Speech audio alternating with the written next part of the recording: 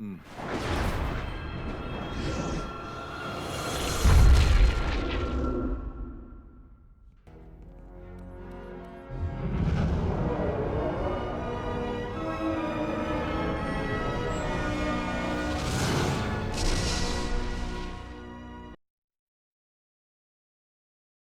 acho que existem alguns pontos aí bem profundos e importantes para se entender. Primeiro, que o nosso corpo humano é um sistema que não está pronto. O que eu quero dizer isso? A Bíblia diz assim: Deus criou o homem. Essa frase está errada. Deus está criando o homem, porque o homem não está pronto. Se ele estivesse pronto, não estaria passando por tudo isso. Nós não estamos prontos. O ser humano ainda é, cosmicamente falando, ele é um embrião. Ele nem sequer nasceu ainda. Em outras palavras, o ser humano, ele ainda não é humano. Essa que é a verdade. O ser humano ainda não é considerado um ser humano no cosmos. A gente já chama aqui de ser humano. Nós não somos humanos, mas nós estamos um pezinho lá, mas não chegamos, não nos tornamos um ser humano. Sabe quando que vai haver o nascimento do homem como ser humano? Quando ocorrer aqui na Terra o chamado retorno do Cristo. Esse será o nascimento do homem. O primeiro ser humano de verdade vai nascer nesse momento, quando a consciência crística se acoplar totalmente nesse nível. Portanto, o ser humano é a consciência crística. O ser humano no sentido cósmico, não esse ser humano que a gente conhece aqui. Então nós estamos em um processo evolutivo ainda de nascimento. E o nascimento vai acontecer no momento que essa energia estiver completamente já em condições eu uso essa palavra, não é adequada, de acoplamento no ser humano. Quando se fala em retorno do Cristo à Terra, é a chegada da energia humana. O homem ainda não é humano. Ele, vamos dizer que ele é um terço humano. Um outro terço dele é animal. Nosso corpo é animal. Por isso eu estava dizendo a relação com a natureza. Uma parte nossa é animal. Esse corpo nosso é animal, pertence ao reino dos animais, se alimenta com os animais, se procria com os animais, mas dentro do nosso corpo, dentro da nossa estrutura aqui, uma outra terça parte, ela é um pré-humano, vamos dizer assim. É um humanoide. Então, é essa parte que nós temos que é chamado de semiconsciente, porque é a mente que é cheia de perguntas. O nosso lado animal, ele é instintivo, ele não faz perguntas, ele tem uma programação original que funciona igual à natureza. Tudo é um processo mecânico, vamos dizer assim, uma programação que já todos nascem dessa forma, né? O coração bate sozinho, você não precisa mandar ele bater, a unha cresce, você não precisa mandar crescer que ela nasce. Então existe uma programação original. O ser humano que está surgindo aí, essa parte humana, ele tem uma mente semiconsciente, quer dizer, ele ainda não é autoconsciente de si mesmo, ele nem sequer sabe que ele existe. As pessoas em geral não sabem que existe, porque você saber que existe implica em saber quem você é, e as pessoas não sabem isso. Quem eu sou? Não sei lá quem eu sou, eu sei meu nome, o nome que a mãe deu, o pai deu, isso não significa. Então, mas dentro de todos nós existe uma terceira parte, que é a parte angélica, que é uma parte espiritual, que é uma parte superior. Portanto, nesse desdobramento todo aí, é que está acontecendo tanta coisa que é para nos conduzir ao desenvolvimento de um autoconhecimento de quem nós somos. A partir do momento que a gente começar a entender quem somos, nós estaremos iniciando a nossa caminhada cósmica. Por enquanto estamos presos nessa terra aqui, dentro de um processo de quarentena, de desenvolvimento, sem possibilidade de interação com outras vidas fora do planeta, né? A interação que existe é mínima e com pouquíssimas pessoas, em um processo que não é aberto, é totalmente fechado, né? Nos últimos anos isso vem se abrindo mais, salvo exceções de algumas pessoas que recebem comunicações, mensagens, coisas verdadeiras, tem muita coisa também que não é. Então, essas três partes, entre o lado animal nosso, o lado humano e o lado angélico, são três partes que precisam se interagir de uma maneira mais consciente, porque ainda hoje esse processo para as pessoas ocorre de maneira que as pessoas não têm conhecimento disso. Por exemplo, o processo telepático de receber comunicação de uma pessoa da outra é totalmente inconsciente, as pessoas não controlam esse sistema. A intuição que vem da parte angélica do ser humano, parte superior, também não controla. Ela recebe as coisas, não sabe, não dá valor, não entendeu o que foi, etc. e tal. E toda essa parte de religiosidade, de devoção, de fé, por mais estudos que se tem, ainda continua sendo um processo um tanto inconsciente, porque você sabe, é mais ou menos assim, você sabe que ali tem uma tomada e que você vai ali, você já aprendeu que se você mexer corretamente naquele botãozinho, puxando ele de cima para baixo, a luz vai acender. Mas o que é que acontece lá por trás para provocar isso, não se sabe. Está dando para entender? As pessoas aqui são assim, eles sabem que se você fizer uma oração direitinho, assim, pode obter um resultado. Mas exatamente todo o mecanismo energético que corre por trás, nos bastidores da coisa, não sabe. Então, ainda estamos nesse processo de descobrimento das coisas. E uma das ferramentas para esse aprendizado, por incrível que pareça, é o sofrimento. Porque quando não é por consciência, quando não é por aprendizado por amor, são dois caminhos, ou é por amor ou é pela dor. Sempre eles vão levar para o mesmo lugar.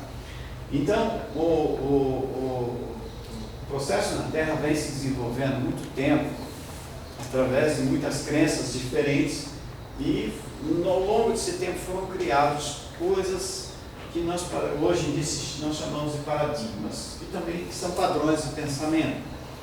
Quando você acredita, no passado as pessoas acreditavam em certas coisas que muitas delas até tomavam conhecimento daquilo, depois passaram a informação para outros, e esse outros para outros, e só que o que originou aquilo se perdeu, ficou só a história. Essa história se tornou um paradigma.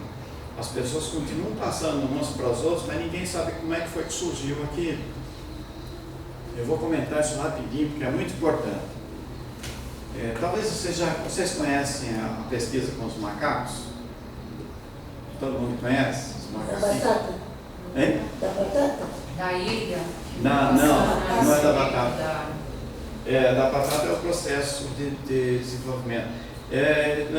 Foi pego uma meia dúzia de macaquinhos, colocaram uma gaiola grandona, né? E colocaram uma escada e colocaram um cacho de bananas lá em cima. Aqueles macaquinhos que estavam ali, e colocaram uma mangueira com um jato de água bem forte. Aí, gelada, a água bem fria. E aí o macaquinho viu, ficava com fome, né? Via as bananas lá em cima, subia correndo para pegar. Cada um que subia levava um jato de água. E aí ele ficava apavorado, ele descia depressa. E eles ficavam loucos para pegar banana, não conseguiam, porque alguém sempre dava um jato de água neles. E foi ficando assim durante um tempo, até que eles só olhavam lá em cima e não iam mais buscar. Queria ir, mas lembrava água, então não subia mais. Aí nesse tempo eles aprenderam que não podia pegar banana. Ficou registrado no inconsciente deles. Pegar a banana significa sofrer. O inconsciente deles registrou isso. Aí pegaram um macaco de fora e colocaram lá dentro, que não sabia nada disso. O primeiro que ele olhou assim, o que aconteceu? Os outros macacos pularam em cima dele e não seguravam ele, não deixavam ele ir. Me lembrei de um detalhe. O que subia, desde o início, o que subia levava um jato de água e os outros também. Mesmo que não subissem, levavam água também. Então, ficou registrado na mente deles. Se alguém tentar subir, todos sofrem. Então, aquele macaco novo que não sabia da história, ele chegou, já que subir, os outros pularam em cima dele e bateram nele, tiraram ele lá, e ele não entendia por quê. Isso foi acontecendo até que de tanto aquele macaco apanhar e tantas vezes tentar subir, ele já não sabia por quê, mas os outros não deixavam. Ele, com medo de apanhar, ele parou de subir também.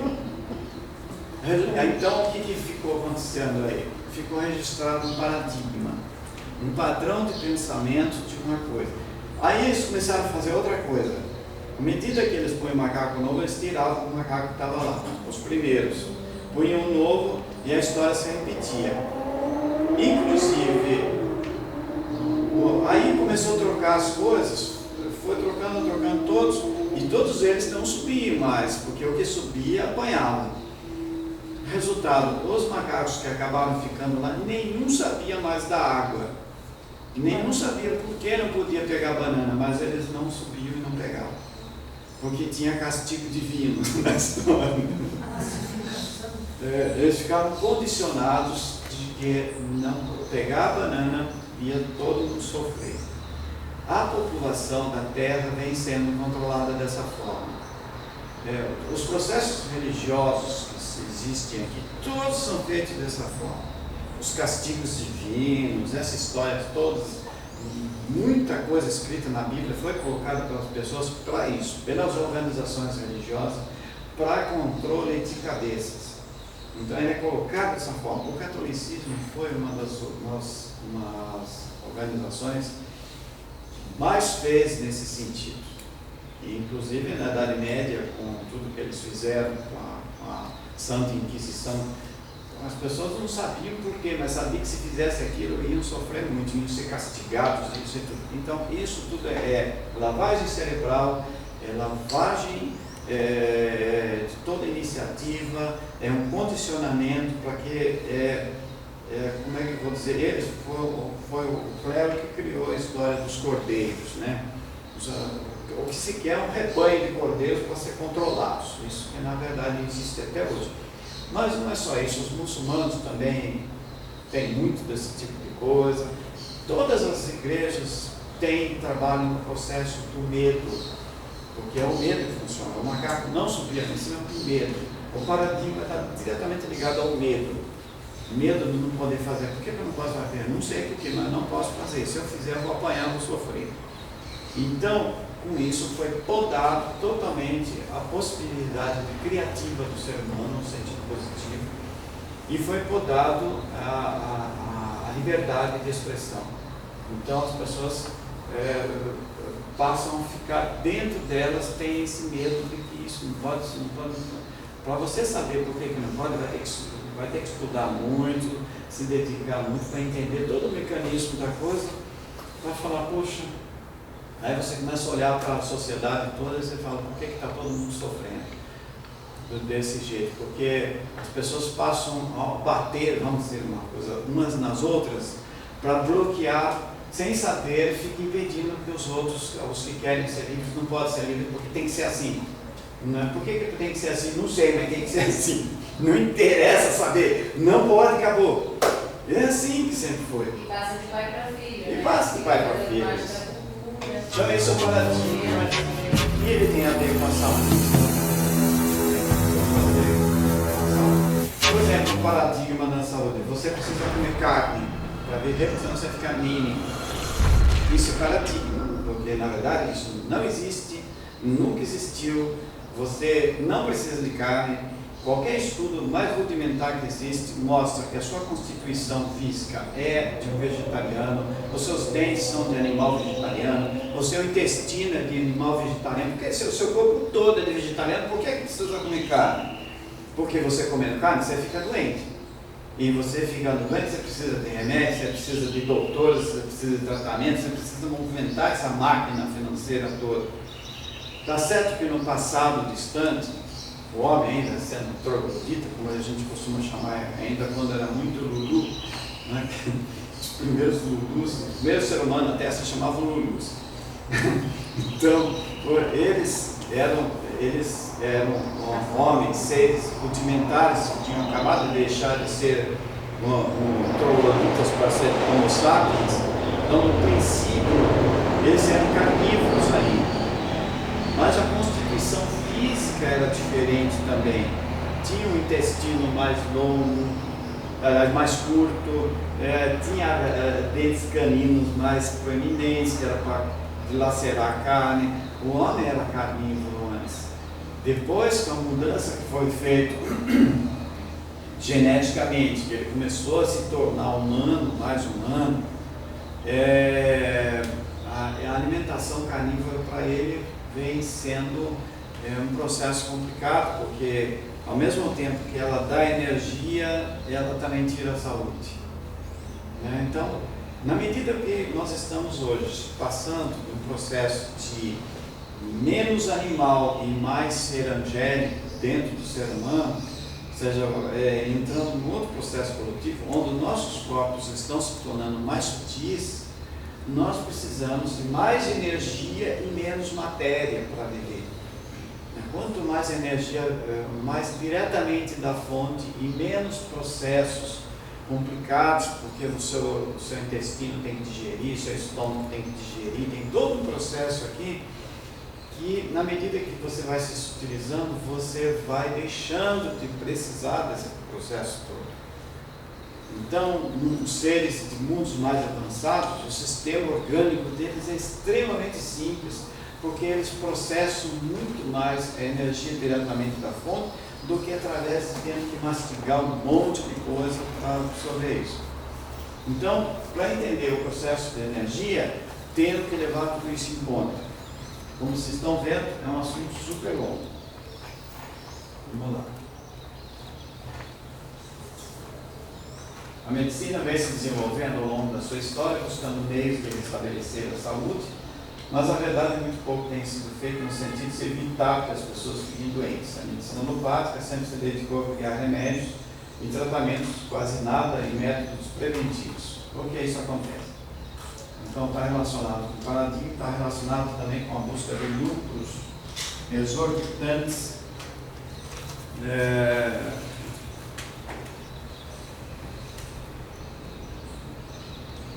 Bom, aqui como vocês estão vendo essa imagem, é bem um ser humano radiante. Nesse estudo, principalmente na parte da radiestesia, que estuda a energia da forma, todas as formas emitem, irradiam um campo de energia diferente. Como eu falei, a pirâmide, ela recebe e irradia. Todos nós recebemos e irradiamos. A pirâmide recebe energia verde e irradia energia verde. Magnética positiva. Contudo, existe uma outra energia, uma outra polaridade, que é a energia elétrica negativa. A energia elétrica negativa é a energia da morte. Ela é degeneradora. A energia da morte, ela desmonta as coisas. Na verdade é isso. Uma aglutina as coisas e a outra desmancha. Então isso a gente chama de energia da morte. A energia da morte é verde elétrica negativa. Então existe essa energia telúrica que vem do subsolo, existe energia elétrica negativa e existe elétrica positiva, que não é tão ruim quanto a negativa. As duas vêm da vem da Terra. Para entender bem isso aí, como é que vem da Terra, esse processo, Tem um outro estudo chamado de geomancia. A geomancia estuda todo o campo bioeletrônico do planeta. Geralmente, essas energias elas têm um caminho embaixo da Terra e tem pontos, tem locais onde ela se projeta para cima, não mais que 1 metro de distância, de diâmetro, onde ela se projeta de uma maneira muito forte naqueles pontos. Tem locais que é fraco, é normal, mas tem locais que ela fica condensada. Se você dormir, por exemplo, se sua cama está num local, você imagina que daqui aqui é o corpo, aqui é a cabeça. Se o foco de energia estiver onde você está aqui, pegando mais ou menos por aqui, digamos no peito, você vai ter câncer nessa região aqui.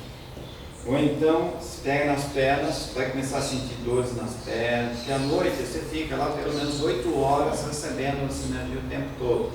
Vai passar a ter insônia, vai levantar irritado, vai começar a perder apetite, começa a desregular todo o sistema, começa a sentir muito cansaço, pesadelos à noite, e vai indo por aí fora, e aquilo vai impregnando, aí ela vai começar a alterar todo o seu campo áurico, os chakras vão começar a desregular todos os chakras, você vai começar a ter períodos assim alternados de frio e calor, acordando, suando à noite e mais, de repente você começa a sentir frio.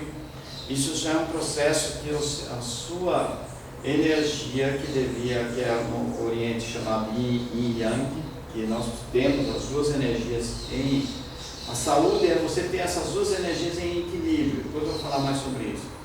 Mas essas duas elas começam a ficar assim, mais uma menos outra, assim, alternada. Então uma hora é muito calor, outra hora é muito frio. E aí começa a doença a se instalar, porque o sistema imunológico nosso despenca, ela perde toda a força e a doença começa a se instalar, começa a desagregar o corpo. A energia telúrica em excesso provoca esse tipo de coisa. Então, aí é preciso fazer duas coisas, ou mudar a cama de lugar simplesmente, ou então colocar um corretivo embaixo da cama, que pode ser um cristal grande, pode ser várias coisas. Tem umas formas egípcias, tem uma forma egípcia principalmente que a gente coloca embaixo da cama que ela bloqueia essa energia. Tem aquela placa de cobre também. Isso, é igual desse do anel atlântico, é a mesma coisa. A placa de cobre funciona, se você colocar um litro de óleo de cozinha, óleo diesel embaixo, também bloqueia, só que aquilo satura depois de um mês, mais ou menos, ela satura e depois não segura mais. Se você colocar uma camada fina uma bacia lá com uma camada de óleo, por exemplo, de diesel, que seja, já bloqueia, mas depois de algum tempo para de funcionar. Cheiro é forte, enfim, não é legal. Existe uma série de meios aí, o ideal mesmo é não pôr a cama naquele lugar, pôr em outro lugar. Se, por exemplo, não for a cama, for um armário com alimentos, esses alimentos vão estar sendo altamente prejudicial para o nosso sistema, se ele estiver exatamente em cima. Então, tem muita gente que tem câncer por aí, que se trata com médico, os médicos nem imaginam sobre esse assunto que eu estou dizendo. Lógico que tem aqueles que estudam isso, mas aí fica tratando do efeito, não da causa, e a pessoa não melhora porque ela está em cima do foco. E muitas vezes isso não se transforma num câncer, pode ser num tumor, sempre é coisa nada boa, muito difícil de tratar, mas tem que tirar dali. Crianças, muitas vezes, isso aconteceu com a gente, das mães, meu filho chora a noite toda, então, não sei o quê. Vai ver lá tem energia telúrica embaixo do bercinho, tira o berço para lá, passa, tirou, acabou, volta tudo normal. Mas existe muita coisa, crianças, os bebês principalmente, o corpinho deles é muito natural, assim, muito sensível. O lado vamos dizer assim, o lado natureza, que é o lado instintivo deles, é muito forte. O lado instintivo deles é o instinto de mamar, aquelas coisas todas, ele está tudo vivo, assim, né? A parte mental deles e emocional ainda é fraquinha, é mais instintivo. Então, a sensibilidade deles é muito maior. Eu vou dar um exemplo aqui simples de energia. Antigamente, hoje é difícil acontecer isso nas grandes cidades, porque não se usa mais fraldas de pano, assim, essas fraldas ótimas que poluem tudo que é mar aí, mas funcionam, não são biodegradáveis, né? As fraldas que se compram no supermercado, que coloca, tem um lado bom de evitar esse processo. Antigamente se usava aquelas fraldas de pano, que as mães lavavam, e colocavam no varal para secar. Isso ela deixava à noite no varal. À noite, quando você estuda energia, você sabe, durante o dia o sol emite um tipo de energia que é uma frequência assim que é muito positiva para nós. Yang. À noite é o oposto, é a lua que predomina. E a energia da lua é polarizada. Então, o que ela faz? Ela impregna a fralda, por quê? Porque a água, a umidade contida na fralda, a água absorve, a água tem um poder gigante de absorção de energia. Então, aquilo absorve a energia da lua. E aí, quando coloca na criança, aqui ele enrola lá naquela fralda na criança, aquela impregnação da energia polarizada da lua, negativa, energia negativa, ela interfere em todo o sistema biológico da criança. E ela passa a ter diarreia, passa a chorar, fica irritada, isso, aqui. Aí o que acontece? Pega uma criança que está sofrendo, então leva lá para a benzedeira. O que a benzedeira faz? Com aquelas orações delas, aquelas coisas todas, que ela não conhece o mecanismo. Hoje os radiestesistas conhecem muito bem sobre isso, o mecanismo da coisa, o que se processa energeticamente para provocar aquilo. Então, mas a benzedeira não sabe, ela usa aquilo de forma instintiva ou intuitiva. E ela faz as rezas, faz umas coisas, passa umas folhas, não sei o que, e a criança vai ficar boa.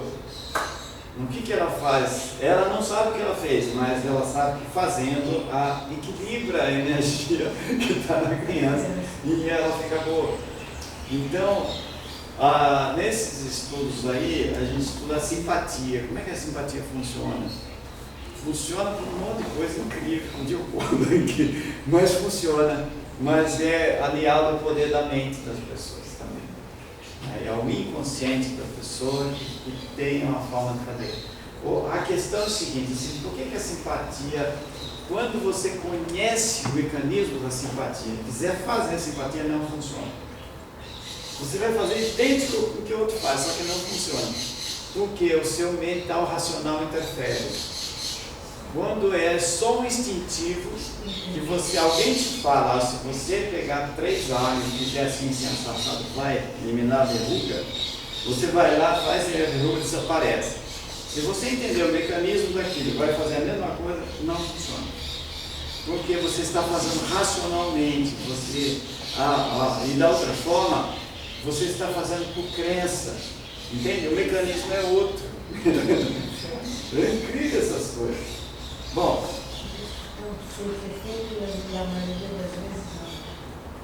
aqui eu coloquei 1, 2, 3, 4, 5, 6, 7. Está errado?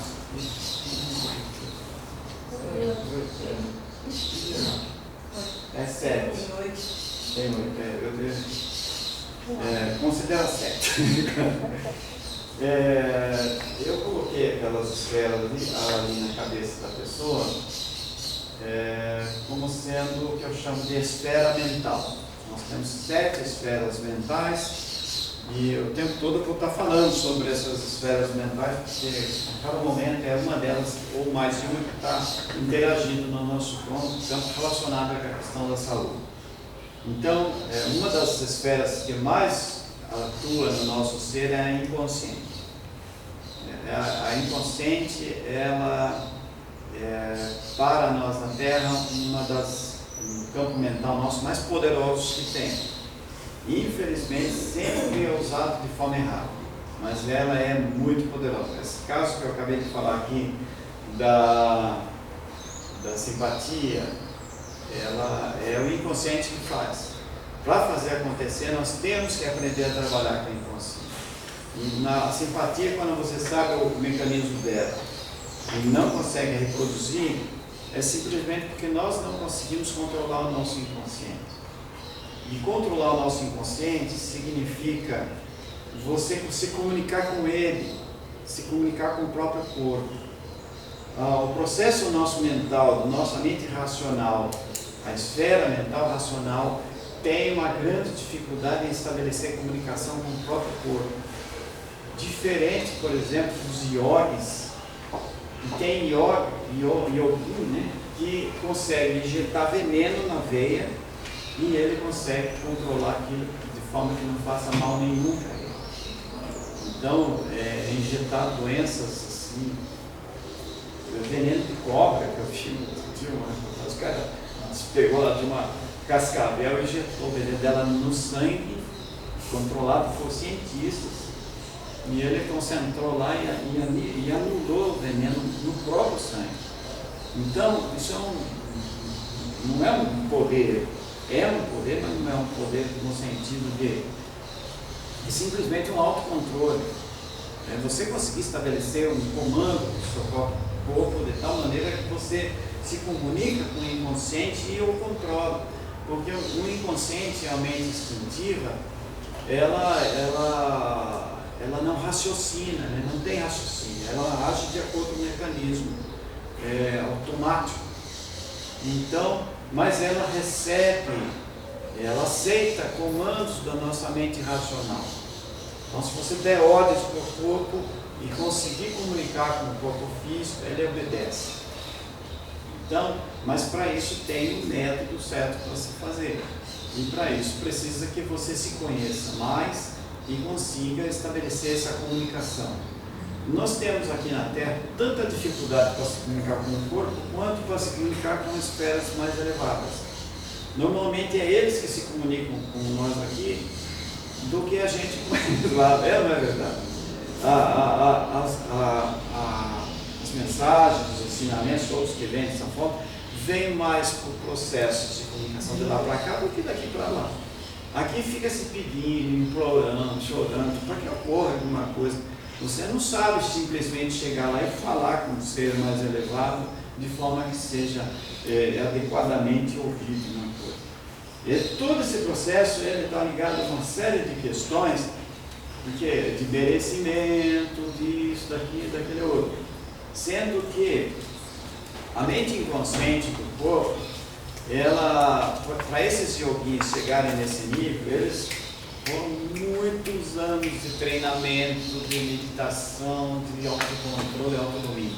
Outros que fazem isso incrivelmente bem também são os mestres de artes marciais, né, que conseguem coisas simplesmente inacreditáveis de autocontrole, de poder interno. Bom, somos então constituídos basicamente por 7 corpos: físico, etérico, emocional, astral, mental concreto, mental abstrato, crístico e divino. Cada um desses aí corresponde a uma esfera mental nossa. Cada um deles existe independentemente das outras formas, das outras partes. Essas partes, elas têm entre si uma interligação, mas a nossa mente racional não compreende o que está se passando. Pode ter certeza que existe um mecanismo automático no nosso corpo que se comunica entre si, mas a nossa mente racional está tão separada do resto que a gente não compreende.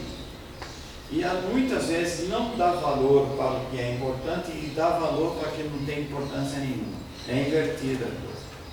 Então, muitas vezes ocorrem coisas, por exemplo, o nosso corpo fala com a gente, principalmente através dos sonhos. O nosso corpo se comunica, tenta se comunicar com a nossa mente racional. Então ele tem uma linguagem que é uma linguagem simbólica, um tanto abstrata, e que se você começar a estudar isso, você vai começar a entender o simbolismo que o corpo tem para se comunicar com a nossa mente racional.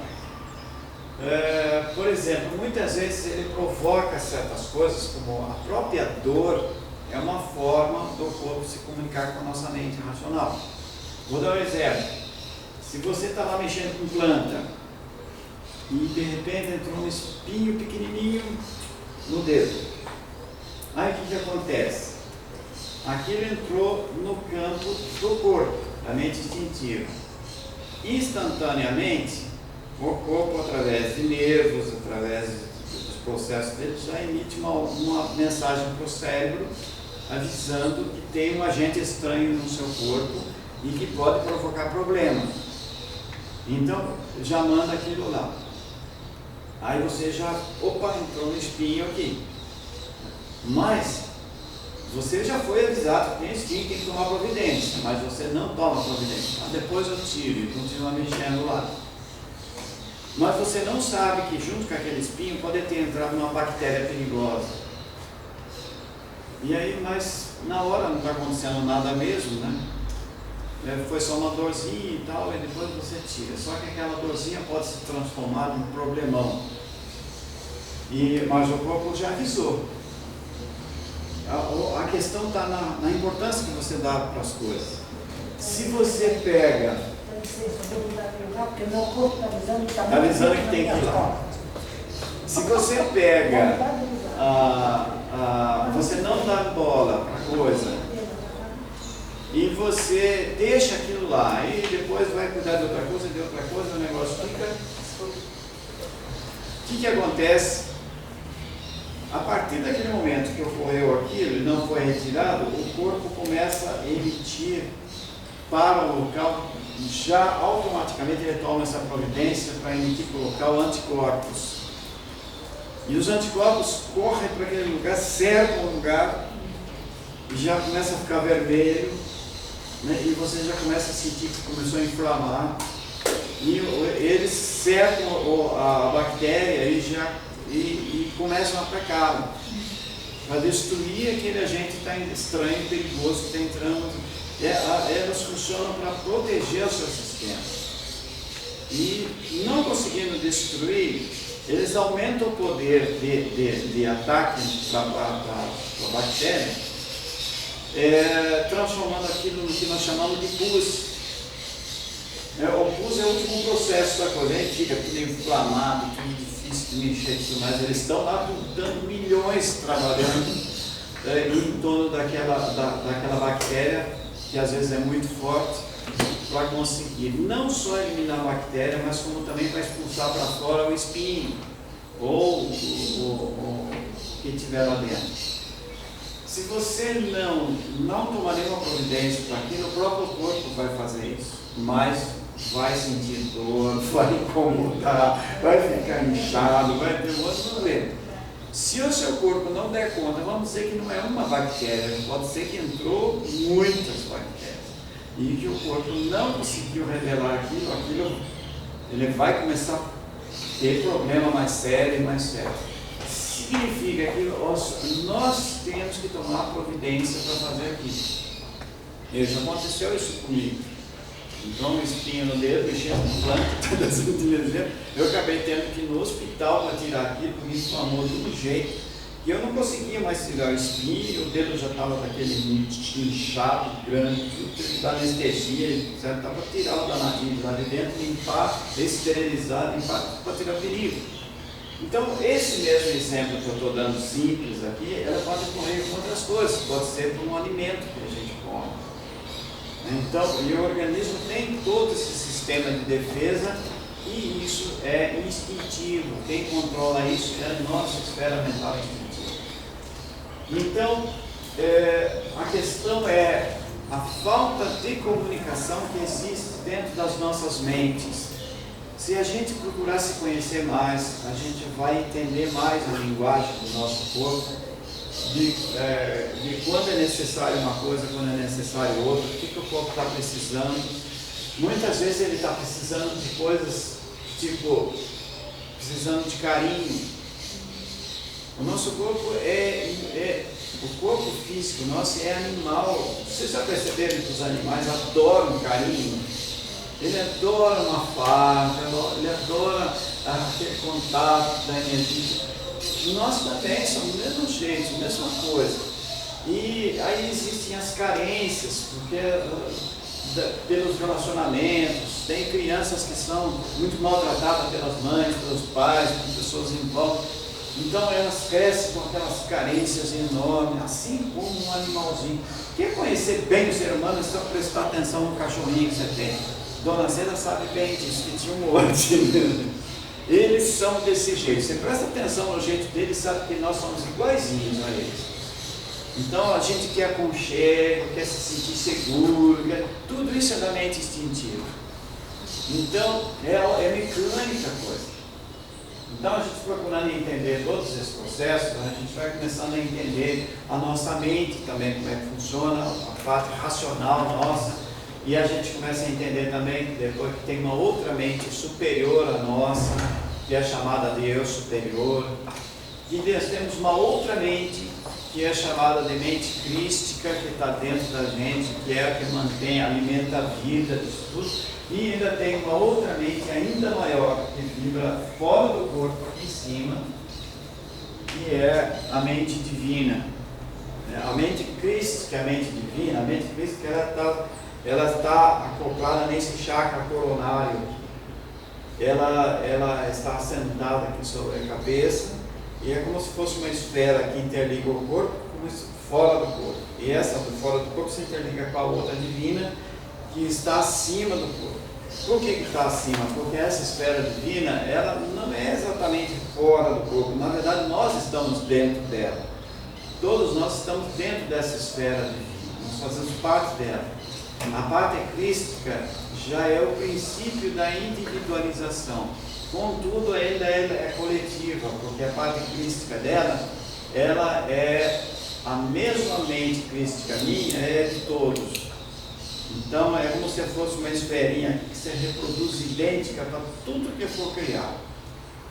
Então, essa parte aqui toda, ela está também, uma coisa importante para falar, é a parte emocional. O nosso corpo emocional, que está ligado ao plano astral, tá? As duas estão interligadas dessa forma. O corpo emocional nosso é um corpo em desenvolvimento. Você conseguiria fazer com que esse corpo evoluísse bastante se você trabalhar bastante o seu emocional, ter autocontrole e autodomínio do corpo emocional. E autocontrole e autodomínio do corpo emocional significa você não entrar em processos exagerados de sentimentos. Você tem que ter controle sobre isso. Nem muita alegria, nem muita tristeza, nem muita raiva, nem muito ódio, nem nada, tudo você controlar. Mas isso não é se tornar mecânico, é tornar aquilo de uma forma que eu chamo de pacificação do ser. Você, quando está em paz consigo mesmo, você não entra, você percebe que a coisa está descambando com medo exagerado, tem que entender que é o seu processo instintivo que está perdendo o controle. Então você se comunica com ele mentalmente e controla a coisa. Está dando para entender? Começou a exagerar para um lado, segura um pouquinho e vem para cá. Por quê? Porque nós precisamos assumir o nosso próprio corpo. A nossa individualidade precisa se tornar autoconsciente de tudo o que a gente é, de como ela funciona. Se você mantém aquilo solto para Deus dará, que a cada um faz o que quer, pega caminhos bem complicados aí. Então, o ser humano, a tendência, nosso processo evolutivo, é nos tornarmos deuses de nós mesmos. Assumir essa condição, criadores, nós somos criadores de nós mesmos. Então nós temos que, esse corpo emocional principalmente, grande parte dele nós é que temos que criar. E temos que criar bonitinho, direitinho, harmônico, certinho.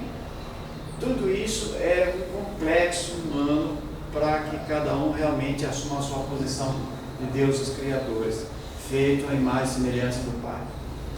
Então, numa linguagem assim mais avançada, o que é o ser humano? O que são os seres humanos? São consciências unitárias, biopsicoenergéticas, interdimensionais, em estado evolucionário, cumprindo etapa de retorno à fonte. Então nós estamos, na verdade, nós somos, na verdade, células de um outro ser muito maior, que aqui é chamado de Cristo, e estamos num processo de desenvolvimento. Os bilhões de seres que somos, estamos evoluindo, porque o próprio Cristo está evoluindo. À medida que cada individualidade que está aqui evolui, é a consciência maior que está evoluindo também. E assim, simultaneamente, esse mesmo Cristo é uma célula de um outro corpo muito maior, o outro é outra célula de outro corpo muito maior, e assim por diante, tudo caminha evoluindo ininterruptamente. Bom,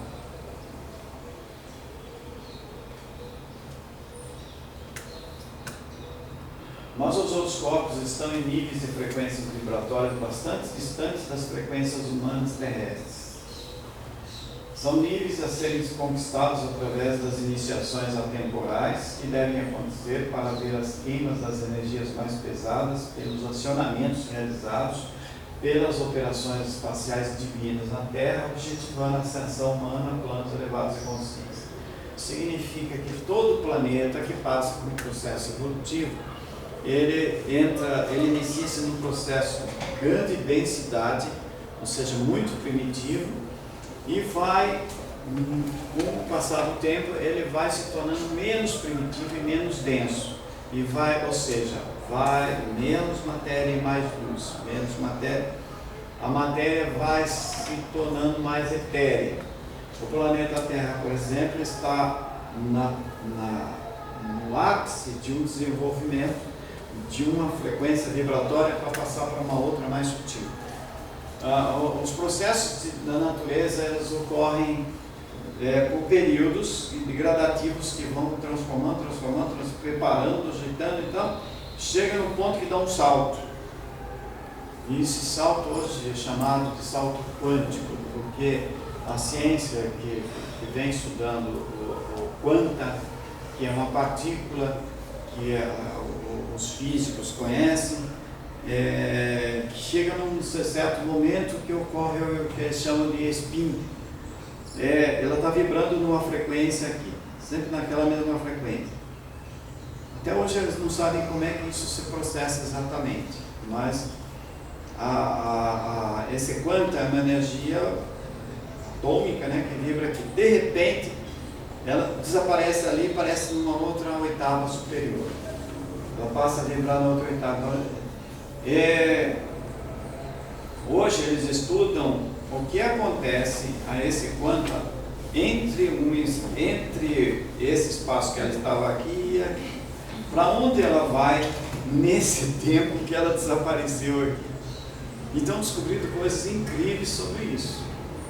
Estão descobrindo tanta coisa sobre isso que já estão desenvolvendo computadores quânticos. Não imagino como é que vai ser isso, mas é muito avançado.